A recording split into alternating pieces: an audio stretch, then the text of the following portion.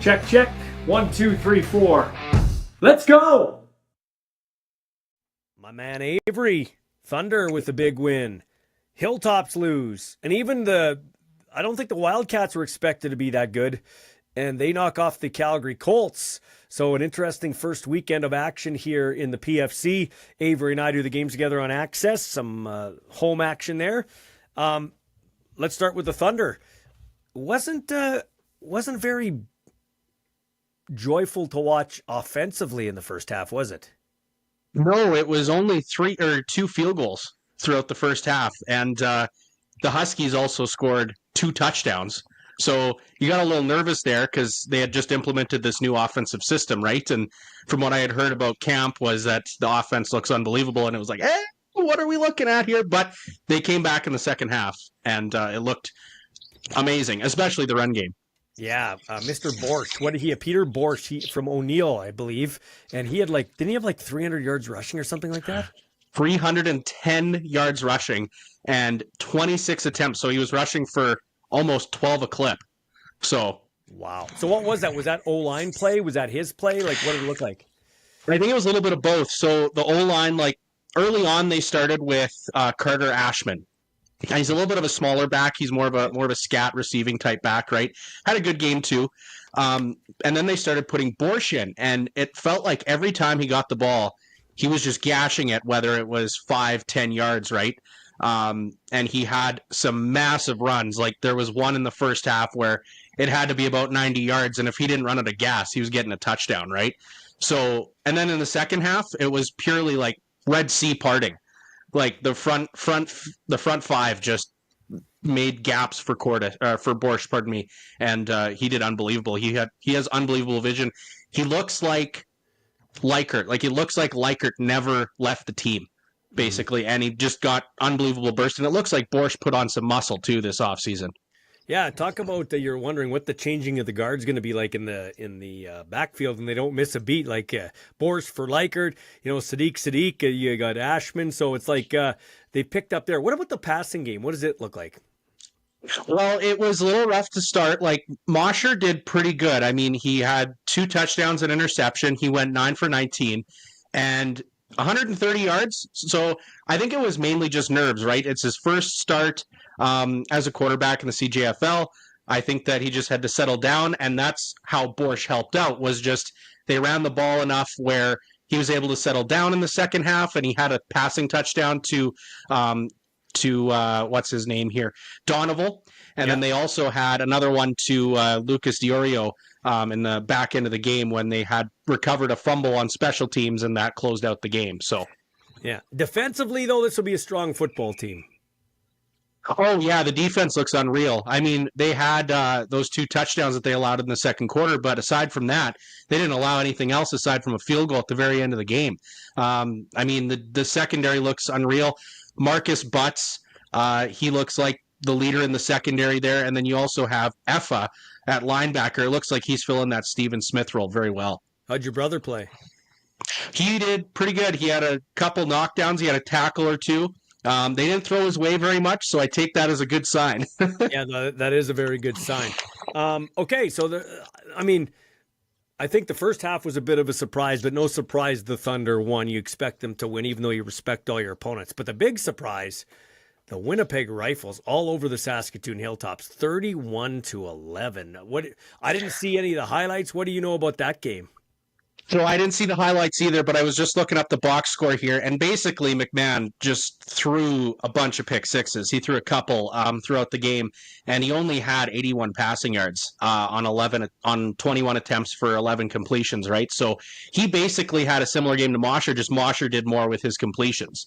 And it was just a breakdown offensively for them, it looked like, and they didn't run the ball very much. Corbin Eben only had 43 yards rushing, 14 attempts. I mean, that's the difference between the Thunder and the Hilltops, I guess, in week 1, is that the Thunder made the adjustment in the second half, and they just pounded the rock with Borscht, whereas with the Hilltops, it looked like they were just trying to catch up after the first half. So, and my son said that the kid from the Rifles, a running back, his name's eluding me, but he's been at camp with the Bombers, and he said this kid's a really good running back. Banfield, I do believe. Yeah. So he had 21 carries, 79 yards, touchdown. He had 3.8 yards carry. Like he was, I'd imagine. I haven't seen him play, obviously, but I'd imagine that the Winnipeg Rifles will be in the mix for the postseason this year. You know, I listened to the Thunderdome with the Silver Fox earlier on in the week, and they had a preseason game against the Rifles, and he was asking all three of the players, my brother Lauren being one of them, and he said, "Hey, did the Rifles get you off guard in the first half?" They said, "Yeah, they definitely came with their A game, and they've got a good team this year, so they could be a force to be reckoned with." So, yeah, they got an athletic front seven, in particular, their D-line, so really looking forward to seeing them. Because you want, like, listen, we cheer for the Thunder, but we want to see competitive football. There's no doubt about that. In terms of that, is it once again, like, who would you give the edge to this year? Would it be the Thunder? Would it be the Hilltops? Just take this first week out of the equation. Yeah, it's hard to say. I think just with the rushing game of the Thunder, I think I'd have to say them. Now, that does sound a little biased with my brother on the team, and also that's the team that we call for, but I think with just how well they ran the ball, as long as Borscht stays healthy and they're able to, I guess, split touches between the running backs in a healthy manner and give Mosher some time to throw as well, because that was another thing. Whenever Edmonton brought pressure this weekend, it was tougher for Mosher. He was throwing the ball a little too quickly. He was a little bit off target. So I think he just has to get used to maybe taking a hit in the chin every once in a while, and I think he'll be just fine. The other thing I'd like to see is them maybe call some play action off these run plays, because they didn't do that very much during the game. I was waiting for a play action, but they'd have them in shotgun, or they would just run it with Borscht. So. And they're on the road again. Interesting for them. They come back here, the bus ride, and then they go right back to Calgary to take on the Colts, who open up, I believe, with a loss to the Wildcats, if I'm not mistaken. Yeah, so they had a 35-19 loss to the Wildcats. So a little bit of parity. It looks like we're going to see this year, right? Like We haven't had that for so long. The Hilltops and the Thunder have been the top two dogs for the last decade plus or whatever. And it looks like we might actually have a little bit of a competition here heading throughout the regular season for that postseason run. And Avery and I will be on the call on Sunday, August 24th, your first chance to catch the Regina Thunder. They're going to take on the Huskies we just talked about. A quick season series will be done by week number 3, so we'll have that live on Access Now. Thanks for your time, Avery. I appreciate it. Yeah, thanks for having me. Looking forward to the season.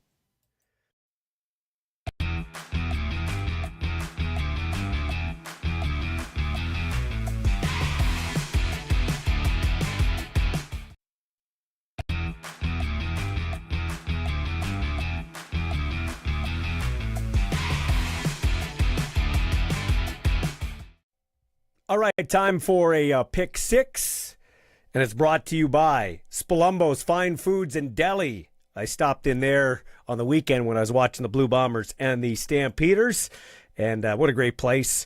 My buddy Tony Spallettini running the ship over there. It's at 1308 9th Avenue Southeast in beautiful Calgary, Alberta. So if you're around there, check it out, and you want to call them 403-264-6452. We'll call this a Pick 6 with an extra point. Some talking points from the past week in the CFL. Number 1, for the first time since 2009, 4 games during a CFL week were settled by a combined margin of victory of 9 points. No lead is safe, and no game is done in the CFL. Nothing wrong with the game. More on that in a minute. Number 2 in the Pick 6. You look up the word resiliency or resilient, you'll see in the CFL dictionary Cody Fajardo and how about his teammate Keon Julian Grant. Grant drops that touchdown. Julian Grant dropped that touchdown against Hamilton. Would have given Edmonton a home victory over the Tiger Cats. Everybody's talking about, another terrible season for Edmonton. And they're not out of the woods yet. But Cody and Keon go into Montreal, a place where they used to play. Cody Fajardo kicked to the curb by the Alouettes after winning them a Grey Cup. And all he does, not a spectacular game, but he finds a way to help them win. And, resiliency. That leads us into number 3 on the pick 6. Quarterbacks make a difference. Not a big hot take, but you feel like Cody gives the Elkimos a chance to win when he's behind center. Nothing against Trey Ford. I like Trey Ford. I hope he gets back in there at some point. But Keon Julian Grant, Cody Fajardo gives them a chance. Calgary's instantly better with Vernon Adams Jr. Yes, he's up and down sometimes like every quarterback, but when he is on, he is on. He threw some absolute dimes, like that first touchdown pass, the deep post to Tevin Jones. The coverage was there against the Bombers, but the throw was perfect off his back foot with a Blue Bombers blitz on. And conversely, Montreal looks like absolute shit right now without Davis Alexander. Number 4 on the pick 6. For years, we've been writing off the Blue Bombers. Is this the year? The O-line has not been Bomber-like. At times it has, but not consistent enough. Injuries have played a part in that. Secondary has been a mess. The injuries have played a part there too, but the secondary has been a mess. And the receiving corps, besides Nick Dembski and Jareth Stearns, the former Rough Rider, well, everybody else has been missing in action, and Dylan Mitchell, since being the big free agent signing, has been underwhelming. I watched that game, and I watched closely from the stands. He looked lost, like he didn't know the playbook at times. And, I remember him being more athletic. I don't know what it is. Hopefully he can find his footing there because the Bombers need it. I'm hearing Ontario Wilson hasn't been maybe given the reps or blowing the doors off with, I believe it's the Jets in the NFL. So that's something where if he gets let go and doesn't catch on or stay with the Jets, maybe he's back in Winnipeg soon, and that would help their receiving core out. Having said all that, the Blue Bombers are 4-4. They could be minimum 5-3. Like they should have had that game against Calgary. As much as Calgary won it, Winnipeg lost it. There's been a couple of those for the Bombers. So the window might be like their championship window with this group is closing. There's no doubt about it. Is it closed? I don't know. We'll find out. It's closer to being closed than ever before. But we've written the Bombers off before. I'm very interested to see how they rebound, especially this Thursday against an Ottawa Redblacks team that outgunned the Argos in Toronto. Number 5 in the pick 6. We got attendance problems in a lot of locations. And I could talk about a bunch of these places, but I'm just going to talk about Calgary because I was there. We got players' tickets. And my son cashed in some other player tickets, like his teammates gave him tickets, so a bunch of us, family and friends could go to the game, and I'm thankful for that. So I didn't pay for tickets, so that's a disclaimer. But I did see that the tickets where I was sitting, about 20-yard line, 25-yard line, 10 rows up, 7 rows up, was $80. About the 25-yard line behind the Bombers bench. My buddy's been to last couple of road games, including the one in Calgary. He got a 40-yard line seat behind the Stampeders bench for $160. That's nuts. That's absolutely nuts. They had 20,000 fans at that game. And maybe, as I've said for years, CFL teams need to start budgeting for about 20,000 fans since COVID. If they get anything over 20,000 fans at the gate, then that's gravy. It really is gravy. That's how they have to, I think, start looking at it, whether they want to admit it or not. Or you have to drop ticket prices. I don't think a ticket in any stadium between the 20-yard lines, first to second level, like I'm not talking the bleeders, but like your field level and then the next level up between the 20-yard lines, no ticket should be over, I'd say $75. Then in your end zones, in particular in Calgary, I don't know what their end zone seats are, but they shouldn't be any more than $20. And a lot of people are sitting in the end zones because I think it's probably more affordable. Now at that stadium, they don't have any backs there. Like it's bench seating with no backs. I'm not sure why we don't invest in backs like they do in Nebraska. In Nebraska, I went to watch a Cornhuskers game when my son played there, and all the seats are benches. Well, most of them, I know they renovated Lincoln Field, but most of them are like McMahon Stadium with benches, but they sold you backs for $10. So the seat was like $20 and the back is $10, it's $30. Portable back, Maybe you can keep it, or you throw it out, buy it the next game. I'd keep it. Bring it to the next game. That's the mentality they need in the CFL. $160 for a regular season game. McMahon Stadium is like that nice older home, but it's older. It's outdated. It doesn't have all the amenities that the newer stadiums have. And really, maybe they don't build a new stadium in Calgary. Renovate the shit out of that one, like they do at Lambeau, like they did at Soldier Field, although I know they're looking to build one in Chicago now. But with all our homelessness and other economic problems in Canada, maybe building a new stadium isn't the way to go, but renovate it. But if you can't renovate it, you don't pay $160 for a ticket on the 40-yard line at a regular season game when there's no demand. It's supply and demand. And kids 12 and under should be let in free across the board in the league, accompanied by an adult sitting in certain areas. 12 and under free right now. Or go to your minor football teams and they all get tickets free, accompanied by an adult. That's what I would say. Like, you need to create an atmosphere so when people tune into the game, oh, it looks like it's fun. It looks exciting. They can put all the show they want at the stadium, which it wasn't a terrible display of, they have nice tailgating at McMahon Stadium. They had some dancers there. They got nice little beer gardens. The in-game, the public address announcer's solid.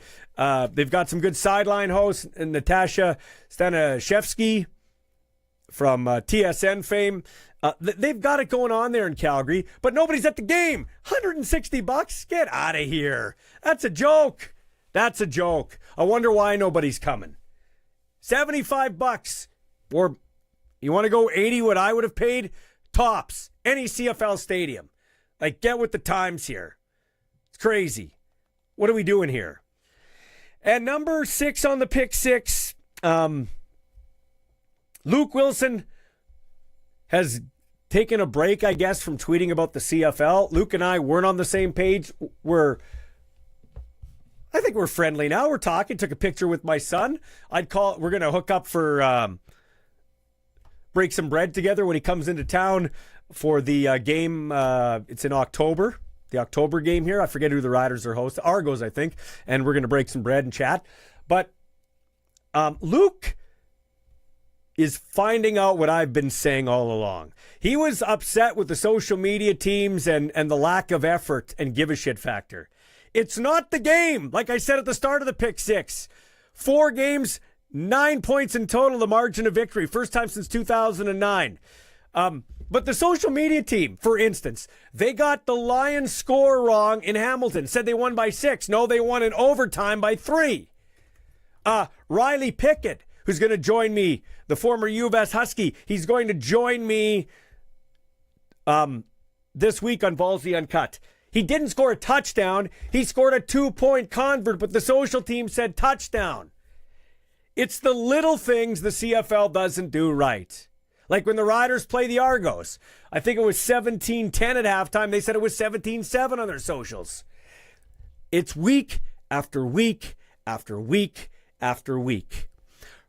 Perception is everything. Facts are negotiable. If you're perceived to be a Bush League because you can't do the little things right, then people will think you're a Bush League, and then they're not going to go on a beautiful afternoon in Calgary to pay $160 because they don't buy their world-class athletes because you don't promote them, you don't message right, and you don't do the little things right. I'm tired of... I always sound like I'm a complainer. I get it. I'm sorry. Old man yells at clouds. But geez, this can't be that hard. It can't be that hard. And it happens commissioner after commissioner after commissioner. I want to believe, and I think Amar Doman's a smart guy, and Bob Young's a smart guy, and these team presidents are smart guys. Do they not sit in a boardroom and say, this is horse shit? What are we doing here? Maybe we're not paying the people to do this. Maybe that's what it is. And if that's the case, then pay somebody to do it right. My God. And an extra point. I've mentioned this before. I'll mention it again. I'll pull up the Tim Hortons, And I see now you can get the PWHL Barbie, which is great for the Professional Women's Hockey League. A new league coming up. A new league coming up that is funded by the NHL, so maybe deeper pockets. Why can't I go to Dairy Queen and get a CFL helmet? The oldest professional league, football league in the world. Like, we have 100 and some Grey Cups. They have whatever Super Bowl they're on now. Why can't I go to Dairy Queen and get these old helmets like you could get back in the day with ice cream in a sundae? Get the 9 helmets. Why can't I? Now, I don't know what the logistics are. I'll put this back up here. There you go. I don't know what the logistics are for video games. Nelson Hakowicz, Regina guy in his 30s, growing up, loving the league with his dad, Linda, mom, dad, Lance, mom, Linda. This dude takes time and effort to go into the new college football game and rework the roster so that we can get the 9 CFL teams for you to play. And I'm hearing it's catching on, like everybody's loving it. I don't know what kind of interest you would have to get a video game made, but that is what is going to get our next generation of fans. Video games, players in the community, social media, which the teams are doing a great job of. I love what the Bombers do. I love what the Riders and Blake do a great job. The Elks, these teams are doing a better job of social media, the individual teams. But it's up to the league to get things going now. Streaming. UFC just got a new deal with Paramount. Wouldn't be on the same level as Paramount. We need streaming. We need another network. I'll get into that in the next gospel because I got a whole rant on that. But I hope the new Commissioner Stuart Johnston, since he won't do interviews with everybody who asks, I hope he's doing something productive behind the scenes. Or is he going to be just another guy that goes on a listening tour and doesn't do anything? We better get some good rights, get some good streaming, get some good marketing. Let's go. I know he's got a few sponsors, apparently, and that's great. But let's go. We're in a critical time in the CFL's future. I know we talk about that all the time, but we really are. We had a downtime in the 90s, came back in the early 2000s from about 2006 to 2014, and who's kidding who? It's because the Riders were hot. The Riders haven't been hot in a long time. They're starting to be now, maybe. They had better leadership back in that time with Jim Hobson than they do now. That's for damn sure, in terms of behind the scenes. Not on the field, behind the scenes. So we'll see. But back then, social media wasn't what it is now. There are a lot more options, a lot more things to do, a lot more things to listen to, a lot more ways to get your product out. Like, going on a podcast when a guy asks you to do an interview. So if you don't want to do an interview and you don't want to do interviews, fine. Get doing something behind the scenes. Get me a DQ helmet so I can go to DQ and buy my son or grandson or granddaughter an Argos or a Riders Sunday. Let's go. That's a pick 6 for Spalumbo's Fine Meats and Deli in Calgary, Alberta.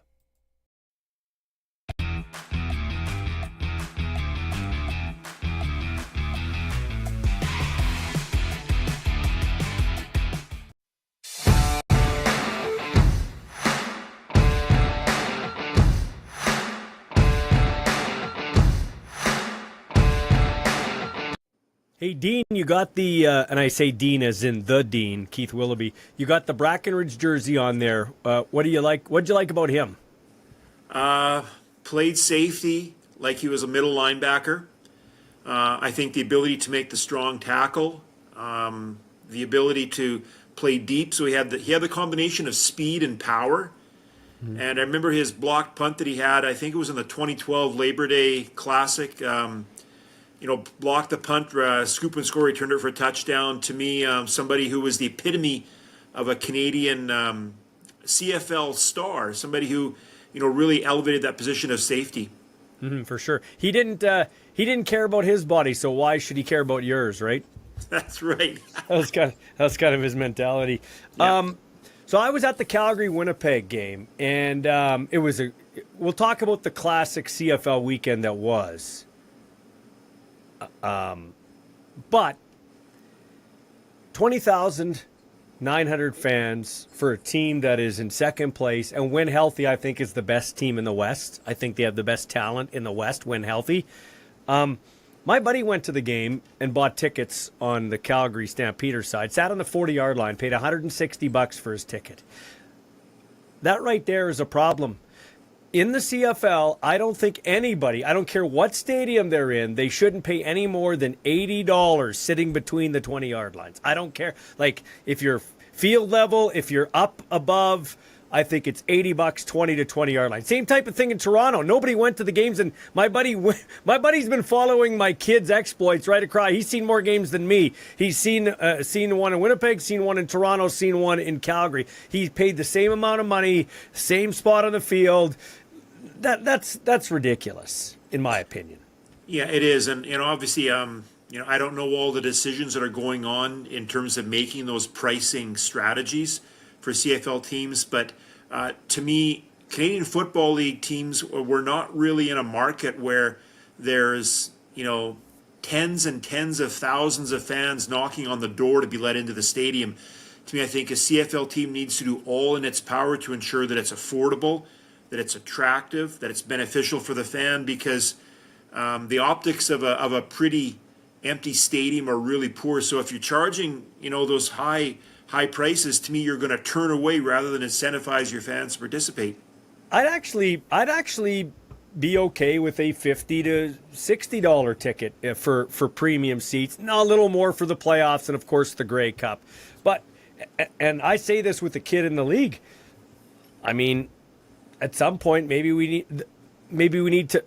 Should the players be paid as much as they get paid? Like in particular, I've said this a long time. Like quarterback, should a quarterback be paid $600,000 in this league? Really, should he? I mean, he's here for a reason, and it's no. I'm not saying because he's not talented, but there are only so many NFL jobs. He's here for a reason. Where else is he going to go play for $600,000? I think the top salary in the CFL, just given the way things are going, $350,000 for a quarterback. Then you can raise everybody else's salary. High tide floats all boats. I don't know. That's what I've always thought. Yeah, it's an interesting approach, Ballsy. I think the challenge with that is that, if you look, and again, I'm not trying to compare the CFL to the NFL or Major League Baseball, the NHL or NBA, but those salaries, like $650,000 in the NFL is like minimum wage. Mm-hmm. In the NHL, that gets you a fourth line checking left winger. Mm-hmm. I think when you compare it on a relative perspective, I think you want to see that the CFL has some ability to compete for talent and to have salaries that are attractive. I've always been of the position that I love having the cap because I think it ensures that teams are playing on equal footing. But I would take out, if you're going to pay your QBs $600,000, then take them out of the cap, and then split the $8 million for the rest of the players. I think that could allow some opportunity to ensure that your real heroes, to me, your players that are playing special teams, that are playing second and third string, that they're making a wage that they can actually then find it to be an attractive opportunity. Yeah, and I agree with that. Like putting your body on the line for $70,000 isn't a lot of money. That's why. And when you got a dog in the fight now, like I do, your son gets kicked in the face, has to get taken care of on the sidelines. It's not it's not all chips and gum. I mean, hey, it's still a kid's game. They're getting paid decent money for 6 months out of the year. But you're right. I'm just saying, like, we need to find a way to get more people in the stands. And $160 for a ticket at decrepit McMahon Stadium at the 40-yard line, that's way too much money. What are we doing here? Let's make it $80 at least, half of that price. And then let 12 and under in free across the board in the CFL, accompanied by an adult sitting in certain sections. Like in Calgary, you see a lot of people sitting in the stadium in the end zones because they're affordable seats. I don't know what they're charging there, but, in Nebraska when I went to the game in 2022 to watch my son play, they're all bench seats. They're all like that, but they sell you a back for $10. You know what I mean? That you can strap on, kind of like at Lambeau Field. Like, we got to find ways to make it so it's like, okay, we can't afford a new stadium, and maybe we shouldn't build a new stadium giving given all the socio-economic problems like homelessness and everything. But let's find a way to make it attractive, to go to a game, to make it as comfortable as possible. I just feel like the CFL doesn't put the effort in. I really feel like they don't. Like, for instance, I'm going on a rant here, but I had said this earlier on my pick six. So you got the social media team. Luke Wilson and I have been talking behind the scenes, and he finally gets what I was saying. It's not what did you tell me this week? It was since 2009. What was that stat? 2009, this last week action. Yeah, so the games we had this past weekend, the first time since 2009 that during a 4-game weekend, if you will, that the combined margin of victory was no more than 9 points. So you have to go back 16 years to find a weekend or a week that was as competitive as what we saw this past week. Yeah, so there you go, Keith. It's not the game. It's never been the game. Take the whole, even Milt Stiegel's bitching about it. I never liked the Rouge. Well, guess what? You're an American. I don't care what you think. Like, I'm honest here. It's the Canadian Football League. You're coming to our league to play our rules. It's what sets us apart. That's what it's all about, okay? So it's never been the game, and I had that argument with Luke, but I said to Luke, you're seeing what I'm seeing. It's because he was bitching about the socials. Like, they called the Riley Pickett 2-point convert a touchdown. It wasn't a touchdown. It was a 2-point conversion. They had BC Lions winning by 6, not 3. Little details, but it's always been that way, Keith. Like, and if you treat your league like it's not important, then other people will think it's not important. Perception is reality, Ballsy. Like you always said, facts are negotiable. Mm-hmm. Facts are negotiable, but perception is what really matters and carries the day. Again, if I were running a CFL team, going back to your earlier point, Ballsy, about the ticket prices to get into a game, it's challenging because that is not a sustainable business model to be charging a huge exorbitant amount because you're not going to get bums in seats. What I would do is your approach. I would cut prices. I would 1,200 get in free, but then jack up your concession prices. To me, then you're going to make margin there. You're going to get people that are into the game. They're there, and they're going to take advantage of merchandise or concessions. And to me, that's where a team then could recoup some of its investment. Yes. So just overall thoughts. Now let's talk a little positive because I don't want to always hammer on the league. Just a couple of things I'd like to see. Let's talk about the action. First off, Cody wasn't spectacular. But he I'll tell you what, look up the word resilient, look up the word fighter in the CFL dictionary. Cody's name would be beside that. You won't find a tougher guy. You won't find a guy that's always been counted out and keeps battling and scrapping. And I love storylines, Keith. Keon Julian Grant, Cody Fajardo get redemption in Montreal, 2 former Alouettes. That was fantastic. And again, I don't want to focus on the negative because I think what Cody did was really special. And I know good for him, for an Elks team that has really had its challenges this year. But MBT had the worst pass I've ever seen toss in the history of the Canadian Football League. The pick 6 at the end of the first half. To me, again, I'm not using that as the excuse as to why Edmonton won the game, but to me that played a factor. And I love the fact, again, Cody was a quarterback for the Riders, so he has part of the heart of Rider Nation, if you will. But MBT, I don't know how that man has a job right now in the Canadian Football League. Sergio Castillo, or as they said on the TFSN broadcast, Castillo, he nails a 62-yarder. And it's funny, I was sitting another player's family's behind me, and I said, hey, Sergio told Ethan at a home game when he hit a 58-yarder, Ethan being my son, that he could hit it from 62, 63, no problem. And so I turned to these guys and said, this could be the record-tying kick. And he popped it through. Probably would have been good from 67, but then he makes the blunder kicking it into the end zone, and that really, you could just see it coming. Calgary with Paradis. But that was an exciting game, and Vernon Adams, man, sometimes, like, he throws some of the prettiest balls and then some of the worst balls you ever see, but Calgary is a different team when he's quarterbacking them. It is, and obviously saw what happened when he wasn't there, where the Stamps really stumbled. And again, obviously I wear Rider green, so I have some green tinted glasses, but Calgary and Winnipeg, to me, there's some tough opposition right now in the West. If I did a power ranking, to me, I've got Calgary and Winnipeg in the top half of the league because the game, and again, I know the Bombers are 4-4, but they are 4-1 against anybody but not named Calgary. So let's, big picture right now, they've played the Bombers played some strong opposition. And the game against the Stampeders that past weekend, to me, that was a coin flip. Just that the fact that the Stampeders had the ball last is why they won.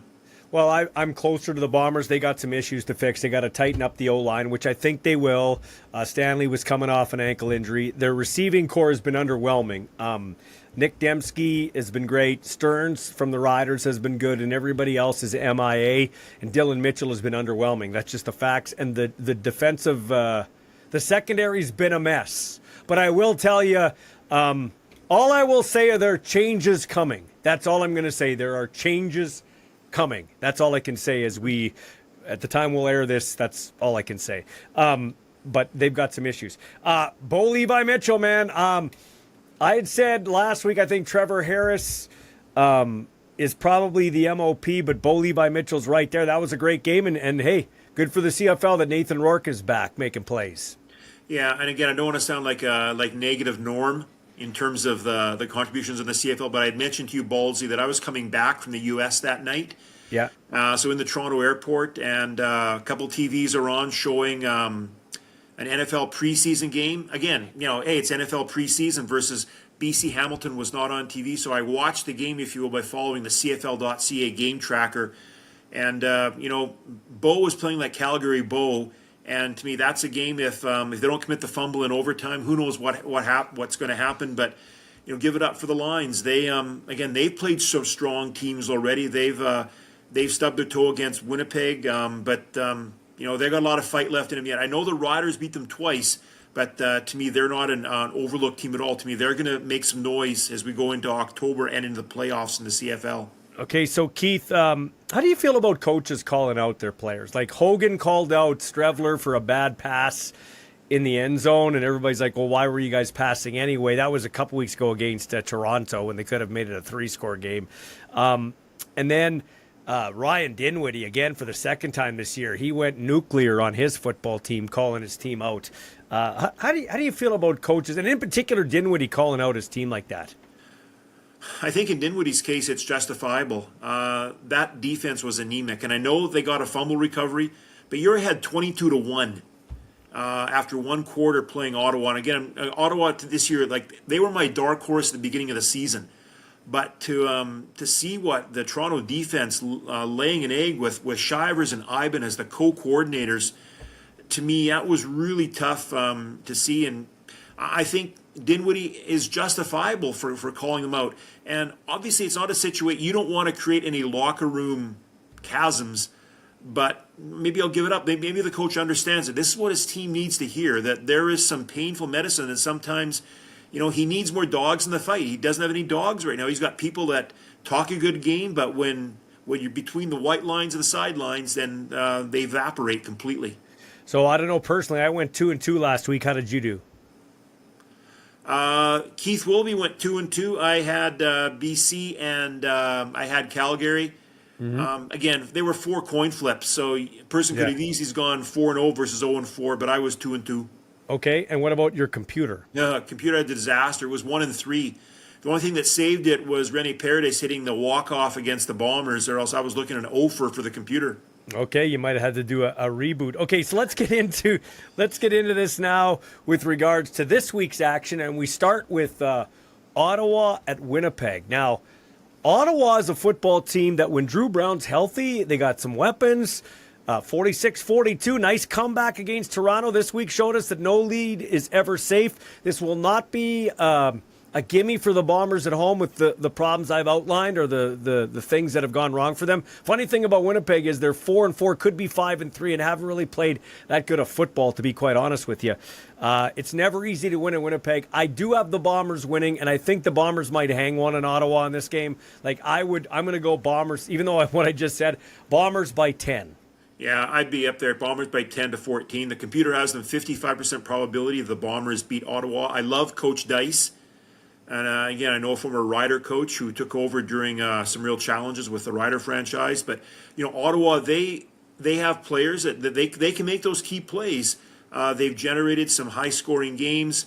But Winnipeg, I know they're 4-4, but they get to feast on the East right now. They had a schedule that was front-loaded with a lot of Western games. And I think, to me, Winnipeg is in that spot right now because I think there's going to be a crossover this year. I think Winnipeg is sitting pretty right now looking at hosting the Grey Cup and seeing how they can move forward the rest of the season. So, now I can be negative, Norman. We touched on this before. Why in the bloody hell do you have Winnipeg and BC? They're already done their season series, and your Calgary-Winnipeg season series is already done. And now at least this is kind of fair. We've got a team on a short week, Ottawa, and a team on a short week, Winnipeg. But Winnipeg gets an advantage because Ottawa has to travel this way on a short week. You may be differing because you're a viewer, like you like watching football. I like watching football. But I've always said NFL, CFL, Thursday night football is garbage. It's garbage for the product, and it's garbage for the players, and it's almost like a throwaway game. Like this might be some unwatchable football. I'm not going to lie to you. Why can't we have 2 Friday and 2 Saturday games in the CFL? I wish that were the case. I think that the doubles, the 2 double headers would be great. The only challenge with that is then you've got to make sure that one of your games obviously would be in Western Canada for the Friday night doubleheader, and hopefully they would be able to start late enough that it would be you could get the first game in. I wish we had a second network that could showcase the games, so maybe then we could have some games at better times. Because I agree, Ballsy, the Thursday games to me it feels like it's like a bit of a dud. It doesn't have the juice or enthusiasm of a Friday Saturday contest. Yeah, and. So that does bug me. So let's go with the computer. Who does the computer you said's got Winnipeg? Winnipeg, 55% probability. Okay, so now Toronto at Edmonton. Edmonton has a better winning percentage than Toronto. They're 2-6. Toronto's 2-7. I don't think Nick Arbuckle's been the problem for the Argonauts, believe it or not. It's been, like you said, the defense. Huge win for Edmonton. I think Edmonton rides the cascade and wins this game at home over Toronto. What does the Dean say before we get the computer's ruling? The Dean really wants to say Edmonton, but I've been burnt before picking Edmonton for a home game. I'm going to go. I don't know. Maybe I don't know if this is the head ruling the heart. I'm going to go with the Argos. I think Dinwiddie's speech will rally the troops. To me, they've won a Grey Cup recently. As of like less than a year ago. So obviously they have some dogs on that team that really know how to win games, and maybe they get it done. 2 out of 3 Grey Cups, actually, and did it with backup quarterback. So Ryan Dinwiddie's right up there with Mike O'Shea for head coaching. There's no doubt about it in the league. Be very interesting to see what happens in that contest. Okay. And then the computer loves the Elks. Okay, they do? Okay. 71% chance of winning. Yeah, I do too. I think they got to start winning at home. Get the fans back. Before I do the old Rider game, which is Saturday afternoon, we got the Saturday night game, BC home to Montreal. I think the Lions go to 5-5, and I think it's a pretty convincing victory too. I'd like to, that's what I'm thinking. To me, on paper, it's looking like one of those BC landslides against the Als. I don't think Davis Alexander's quarterbacking. If he were quarterbacking, I'd give the Als a fighter's chance. But Als, they've lost, Saskatchewan. They've lost to Edmonton, and this is the longest road trip you can do in the CFL. Flying basically across 3 different time zones, going to play British Columbia, BC, who had the emotional win against Hamilton. So personally, I've got BC. Closer, maybe a close game, but I've got them winning.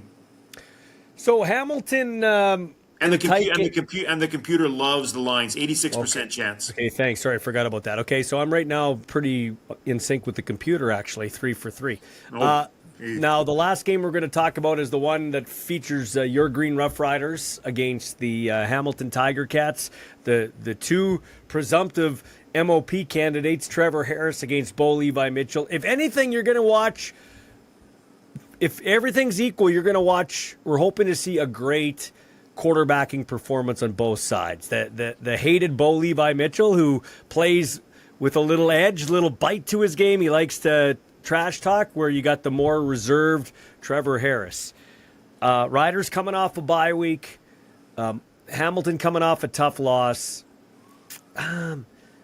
I don't think the Riders are maybe as good as their 7-1 record, and I don't think Hamilton's as good maybe as their 6-3 record. And I think, and it's supposed to be a really good afternoon, and it's supposed to be a really good crowd, and the Riders are coming off a bye. I'm going with the Green Guys. I think the Green Guys win by like a 28-24. I think the Riders improve to 8-1, and then everybody around here is planning the Grey Cup parade. Ballsy, I'm going to agree with you. The computer, by the way, will agree as well. 74% chance the Riders win. As a Rider fan, my heart obviously leaning with the green and white. I see it by 4 to 7 point victory. My one concern is the last time the Riders had a bye week, they laid an egg against Calgary. In the smoke game when the Stampeders were staying at dorms and hotels, and the Stampeders came to play that Saturday afternoon, and the Riders looked anemic. That's my one cause for concern, but I think the team has had the ability to right the ship, to get pointed in the right direction. The computer thinks this is a Grey Cup matchup. Right now it's projecting this as the most likely Grey Cup scenario for the third Sunday in Winnipeg. But I think for the Riders, they need this game because, the Riders are 7-1. But after the Hamilton, to me, you've got the gauntlet. You've got Calgary, Winnipeg. And as a Rider fan, if the Riders go over from Calgary, Winnipeg, then gone is the chance of finishing first place. Then you're looking at trying to get third or a crossover. So I think this, to me, again, it's not a free space, the bingo card, but this is the game that the Riders need because they need some chips on their side of the table because the next 3 games are going to be really challenging.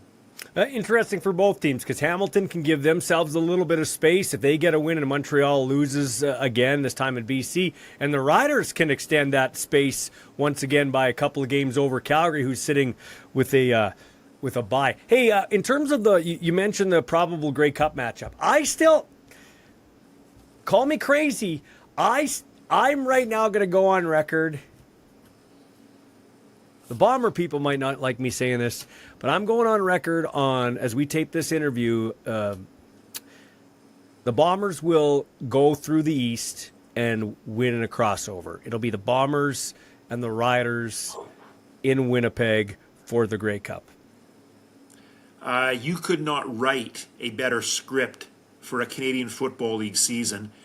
And Ballsy, the computer doesn't think you're crazy. The computer right now, this past week, the probability of a crossover climbed from 16% to 34%. Because the Western teams won they won the games. I wouldn't say handily, but they won the games against Eastern opposition. I think the computer is looking at what's going to happen the rest of the season, and it's seeing now that that Western crossover is climbing. And should the Bombers gain that crossover, again, maybe an easier path through the East. They have to win Montreal, Hamilton, we'll see, and then get that home game against a Western opposition in the Grey Cup, which would be, to me, that would be the matchup to end all matchups in the CFL. Well, you're a logical guy. Here's my logic, okay? It's never been done before. It's always been it's been Edmonton or it's been BC where they have to travel way across country to go to like an Ottawa, a couple of time zones away, and Winnipeg is centrally located, and by the time the time changes, it's only a 1 hour time difference, and they're a plodding kind of western like prairie team, so they can handle any type of weather. You even look in the NFL, there's no warm weather dynasties. There's not a lot of warm weather teams that go win in the playoffs if they have to go on the road. And it's maybe not frigidly cold out east, but you can get inclement weather. So honestly, as a guy who has a rooting interest for the Winnipeg team, I'd be more than happy to see. I think they could legitimately have a good chance to win a crossover. I do. Fair point. If you look in the history of the crossovers, probably the Riders came the closest, 2017, when they defeated Ottawa and then played in Toronto. And after Christian Jones returns that punt, the Riders go ahead 21-18, and they've got Ricky Ray 3rd and 5, and Ray converts it. They go down the field and score the touchdown to win 25-21. To me, that I think there's some semblance to your theory that the more centrally located you are, again, it's just less wear and tear on the body. After a long season. Plus the Bombers, again, I may be feeding into your logic. when you got Brady Oliveira running behind a talented offensive line, we saw what the Bombers have done to the Riders in a couple of their victories over Saskatchewan in the playoffs when it was either Harris or Oliveira just running. That can be a recipe for success. Well, and having said that, who knows, right? Like, after this game, this is an important, like you mentioned, this is an important game for the Rough Riders because they got to win this game because then it's Calgary in Calgary, off a bye, and then it's Winnipeg, and they got 2 in Winnipeg. So as good as it looks for the Riders, that's why this game's so big because Bombers could finish second. That second place in the West could come down to Winnipeg, Saskatchewan 3-game series. Well said, and we've seen the Riders have not won in Manitoba since 2018, and the Riders have 2 games this season in Manitoba. So if the Riders have any hope and dream of hosting a playoff game, again, they can't go over versus Calgary, Winnipeg. To me, they need to find a way to win at least 1, if not 2 games against the Bombers, give themselves a cushion. And I'll play devil's advocate against my rooting interest. I think the Riders right now look like the better team than the Bombers. Like the Bombers aren't that dominant team, but the kryptonite has been Princess Auto Stadium or IG Field. Hey, Keith, I got to roll. Thanks for your time, man. It's always great. CFL Simulations with the Dean at the Edwards School of Business in Saskatoon and our Dean Keith Willoughby. Take care, my friend. Thanks, Ballsy.